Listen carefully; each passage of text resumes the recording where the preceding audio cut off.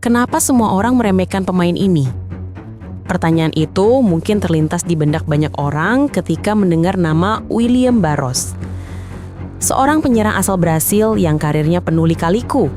Dari lapangan gersang di Brasil, stadion sederhana di Amerika Selatan, hingga gemerlap sepak bola Timur Tengah, dan kini menjejakkan kaki di Indonesia bersama Persib Bandung. Namun, alih-alih dipandang sebagai bintang besar, ia justru sering dipandang sebelah mata. Banyak yang bilang dia hanya pemain biasa-biasa saja. Ada yang menilainya tidak cukup konsisten. Bahkan ada yang menganggapnya sekadar pengisi skuad. Tapi, apakah benar? Atau sebenarnya ada kisah besar yang tidak banyak orang tahu di balik perjalanan karirnya? Brazil, negeri yang melahirkan legenda-legenda bola dunia. Dari Pelé, Romario, Ronaldo, hingga Neymar.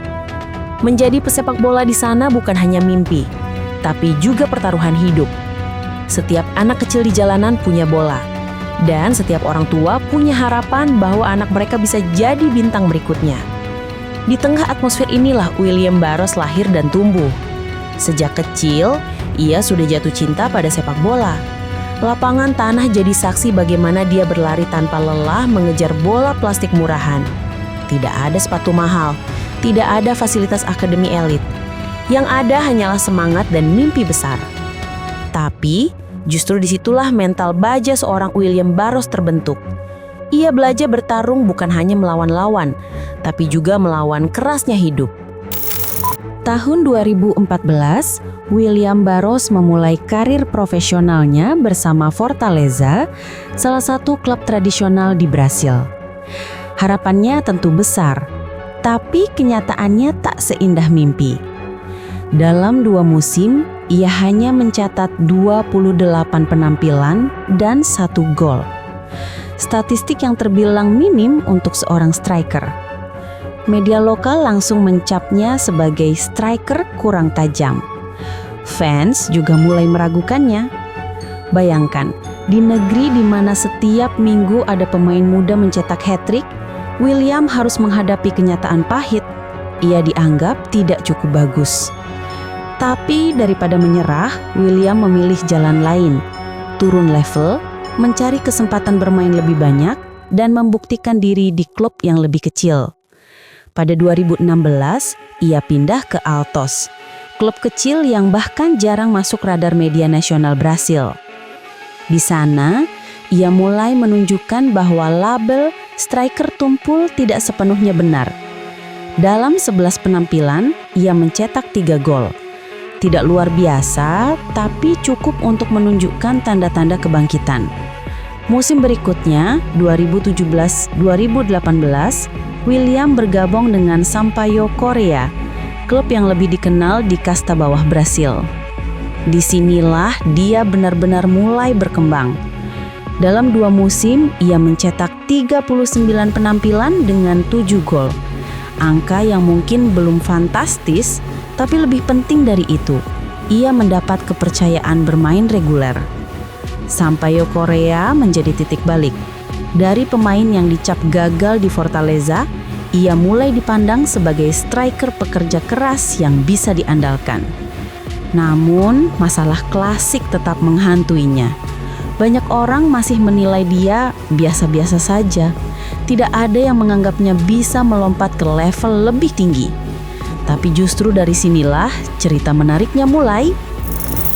Tahun 2019, William mencoba peruntungan dengan pindah ke Ferroviaria, sebuah klub yang punya tradisi kuat di sepak bola Sao Paulo.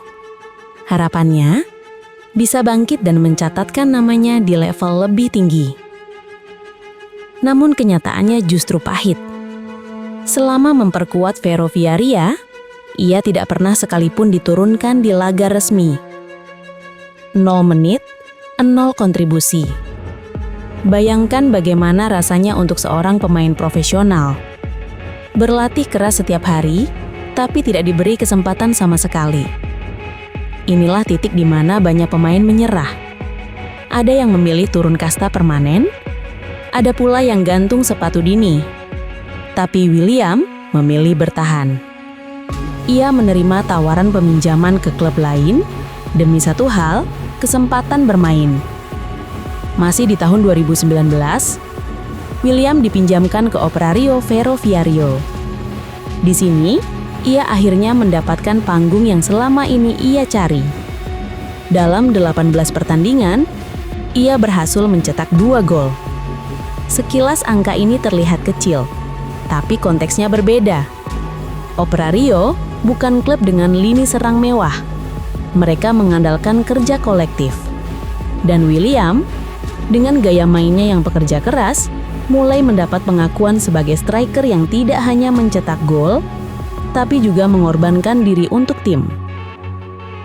Media lokal menulis, William bukan tipikal striker bintang, tapi striker yang rela berlari tanpa henti. Pemain seperti ini bisa jadi pembeda dalam situasi sulit. Komentar ini penting. Walau tidak disebut sebagai bintang, minimal dia tidak lagi dilabeli striker gagal. Setelah masa peminjaman, William pindah ke Paysandu pada 2020-2021. Di sini, ia mencatat 18 penampilan dengan 4 gol. Statistik yang cukup baik dan cukup untuk membuat namanya tetap hidup di kompetisi Brasil. Namun setelah itu, ia bergabung dengan Criciúma pada 2021. Sayangnya, hanya 6 penampilan tanpa gol yang bisa ia hasilkan. Bagi striker, ini adalah fase yang berat. Setiap kali gagal mencetak gol, kepercayaan pelatih berkurang. Setiap kali duduk di bangku cadangan, mental tertekan semakin keras. Publik mulai kembali mempertanyakan, apakah karir William akan berhenti sampai di sini? Ketika peluang di Brasil mulai menipis, William mengambil keputusan berani, merantau ke Timur Tengah. Bagi sebagian pemain, pindah ke Arab Saudi atau Kuwait dianggap sebagai pelarian atau sekedar mencari uang. Tapi bagi William, ini adalah kesempatan untuk mendapatkan panggung baru. Al-Sahel 2021-2022. Bersama Al-Sahel, William mencatat 19 penampilan dengan 4 gol. Di liga yang berbeda budaya, berbeda gaya main, ia berhasil beradaptasi. Banyak pemain asing gagal di musim pertama, tapi William justru bisa memberi kontribusi nyata. Al-Hazm 2022-2023. Musim berikutnya, ia pindah ke Al-Hazm. Di sini, nasibnya kurang baik. 11 penampilan tanpa gol. Media lokal sempat menulis bahwa William hanyalah striker pengganti tanpa dampak besar. Lagi-lagi, ia diremehkan. Tapi bukannya menyerah, William bangkit di klub berikutnya, yakni Al-Kholoud. Hanya dalam 8 pertandingan, ia mencetak 6 gol. Inilah fase di mana William benar-benar menunjukkan bahwa dirinya masih punya insting predator di kotak penalti. Al-Fahayl 2024-2025. Lanjut ke Kuwait, ia bergabung dengan Al-Fahayl. Dalam 19 laga, ia mencetak 8 gol. Angka ini membuat namanya kembali naik ke permukaan. Fans lokal mulai mengenalnya sebagai striker asing yang bisa memberi perbedaan di laga-laga penting. Ia melewati titik nol di Ferroviaria, sedikit cahaya di Operario, naik turun di Paysandu dan Criciúma, lalu membangun kembali reputasinya di Arab Saudi dan Kuwait. Banyak orang masih meremehkan, tapi ia sudah membuktikan satu hal, ia tidak pernah berhenti berjuang. Tahun 2025, kabar mengejutkan datang dari Indonesia. Persib Bandung, klub raksasa Liga 1 dengan basis supporter luar biasa, merekrut William Barros. Bagaimana reaksi publik? Mayoritas meragukan. Banyak komentar bernada skeptis. Siapa sih William Barros? Striker gagal di Brasil, buangan dari Timur Tengah, paling cuma numpang lewat, gak bakal jadi bintang. Atmosfer penuh keraguan menyelimuti kedatangannya. Bahkan, sebagian bobotoh sendiri tidak terlalu berharap banyak. Mereka masih terbayang dengan striker-striker asing yang datang, pergi tanpa meninggalkan kesan berarti. Namun, lapangan selalu jadi tempat terbaik untuk membungkam kritik. Tak butuh waktu lama, William membuktikan kualitasnya. Dalam 4 laga awal bersama Persib, ia langsung mencetak 3 gol. bukan sekedar angka, tapi momen krusial. Gol yang membuka jalan kemenangan, gol penyama kedudukan di menit genting, gol yang menunjukkan insting predator sejati. Media yang tadinya skeptis mulai berubah nada. Fans yang awalnya meragukan mulai menyanyikan namanya di tribun. Yang paling menarik adalah ekspresi William setiap kali mencetak gol. Tidak berlebihan, tidak penuh gaya, tapi senyum lega. Seakan-akan ia berkata, "Aku sudah terlalu sering diremehkan, kini biarlah aksiku yang berbicara." Pertanyaannya, kenapa hampir sepanjang karirnya William Barros selalu diremehkan? Ada beberapa alasan. Statistik tidak mencolok, William jarang mencetak 2 digit gol semusim. Di era sepak bola modern, striker sering diukur dari angka, bukan kontribusi lain. Karir naik turun, dari Fortaleza ke klub-klub kecil, lalu pindah ke Arab Saudi dan Kuwait. Perjalanan ini membuat banyak orang menganggapnya mediocre.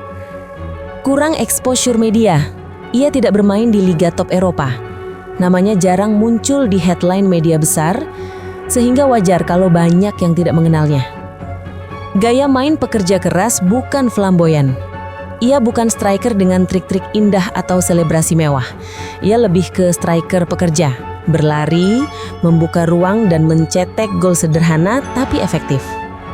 Namun justru inilah keunikan William Barros. Ia bukan bintang besar yang lahir dengan sorotan kamera, tapi pemain yang bertahan hidup di dunia sepak bola yang kejam dengan kerja keras dan mental baja. Dari perjalanan panjang ini ada banyak pelajaran yang bisa kita ambil. Jangan pernah menyerah meski diremehkan. Dari Fortaleza yang dingin hingga ke Arab Saudi yang panas, William terus berjalan. Nilai seorang pemain tidak hanya dari statistik. Banyak pelatih menilai William sebagai striker yang penting meski golnya tak banyak, karena ia memberi ruang, energi, dan keberanian. Kesempatan kedua bisa mengubah segalanya. Jika ia berhenti di Brasil, mungkin namanya hilang begitu saja. Tapi karena berani keluar zona nyaman, kini ia menemukan panggung baru di Asia. Hidup bukan soal seberapa cepat kita sukses, tapi seberapa kuat kita bertahan. William adalah bukti nyata dari pepatah ini. Kini, nama William Barros mulai dieluk-elukan Bobotoh. Dari pemain asing yang diremehkan, ia berubah menjadi simbol harapan. Mungkin dia tidak akan pernah setenar Neymar atau Ronaldo, tapi kisahnya memberi inspirasi bahwa kadang hidup bukan soal siapa yang paling cepat sampai puncak, melainkan siapa yang paling keras kepala melawan rintangan. Dan itulah kenapa kisah William Barros patut diceritakan. Karena di balik setiap ejekan, ada pemain yang terus berlari. Dan di balik setiap keraguan, ada gol-gol yang membungkam.